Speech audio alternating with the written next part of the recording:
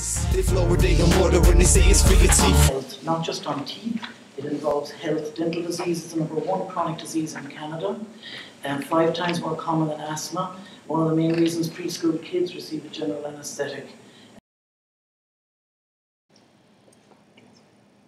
To conclude, and I am respecting my 5 minutes, Health Canada does recognise the benefits of community water fluoridation, supports it as a safe and effective method to prevent tooth decay. Our Chief Public Health Officer, our equivalent to Dr. King, who's our Provincial Chief Medical Officer, is Dr. David Butler-Jones. He has come out recently, September 2011, again with a statement to put your minds at ease so you can feel comfortable that you're making correct decisions here. He's very, very comfortable with water fluoridation. He feels it is very, very safe, and I put his little message down there just as a conclusion. Thank you, Mr. Chairman. Thank you, Dr. Cooney, and I have Councillor White. Can I just ask, do you understand in Europe how many countries are actually fluoridating their water? Yes, Councillor. Just enlighten me.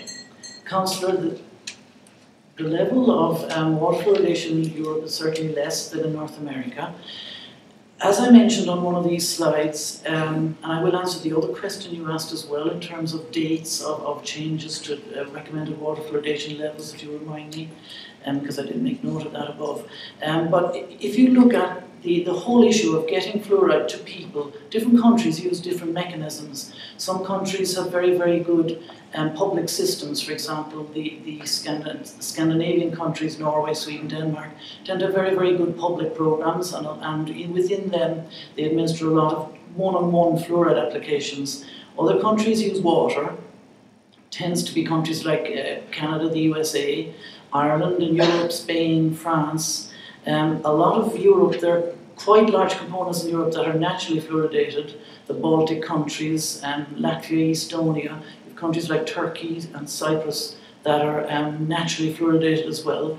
But they use different mechanisms. They use salt.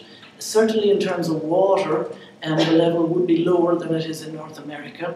But they have other mechanisms of getting fluoride to people, such as salt fluoridation. We don't recommend that from a public health perspective here, Councillor, because Canadians, as you know, love salt. And the Heart and Stroke Foundation tells us we eat twice as much salt than we should. So we don't want to start adding fluoride and giving mixed messages to people. So that is the reason for that. They are either public programs, there's natural fluoridation, there's salt fluoridation. There are other mechanisms to get fluoride to people. We have found in developed countries such as Canada, the US, Australia, New Zealand, Israel, Ireland, France, Spain. A number of these countries use water systems, others use other mechanisms. So in your study, have we determined what percentage of the population have access to dental care? Access to dental care in Canada? Right. Councillor, that's a good question. In that national survey that we did, about 75% of Canadians attend a dental office at least once a year, which means 25% don't. That's a little unfortunate, and now we're looking at probably about whatever, 7 million. So could it be said then that what we're doing is forcing people to ingest fluoride when only 100% who actually drinks the water, but only 25% of those people are in need of it? Councillor, you could say that, but that would not be correct, because all those of us who attend for regular dental care also need fluoridated water. I attend every year. Dentists don't like going to dentists because we know what's going on. And I still go every year, but I still want to drink my fluoridated water, because the trick with fluoride, the key with fluoride, as was mentioned actually by Dr. King, is that it's this continual low dose which fights what we call incipient lesions. In other words, when the enamel of a tooth starts to decalcify, that's the point you need your fluoride at a low level to go into the hydroxyapatite crystal. So it's the continuous availability of water fluoridation is far more beneficial than a once-off topical fluoride treatment. So as opposed to daily fluoride toothpaste? Councillor, daily fluoride toothpaste is very, very valuable as well. What we try and do in this area is we try and look at preventive interventions. Because as you asked earlier, which was a very good point, are there other things you can do? And yes, there are. There are three things that will make a tooth decay. One is a poor diet, and you hit that right on the head. The second one, because a poor diet gives bacteria, nutrition, sticky foods, sugars that they use. The second thing is poor oral hygiene, in other words, not getting all the bacteria out of your mouth, which you can't do anyway because you can get as much as you can out, but obviously some will remain. And the third thing is to increase host resistance, and that's what you're talking about here today. If you increase host resistance, you get the enamel harder. So by getting the enamel harder, you make the tooth much more resistant to acid decay, and that's the point here. It's number 3 you're going after. So all of the other parts are important. This is the part where you can do a huge amount of good by leaving water fluoridated in your area. Appreciate it. You understand British Columbia, my understanding 80% of the population do not drink fluoridated water. Is that in the ballpark? I think that's correct, Councillor. I think it might be even higher than that. Councillor, there's an unusual situation in British Columbia. If you want to put fluoride in the water there, you need 50% plus 1. But if you, if you want to take it out, you need 50% plus 1. If you want to put it in, you need 66% plus 1. I'm not sure why it's that way, but it's very, very difficult to get fluoride levels up in British Columbia for that reason.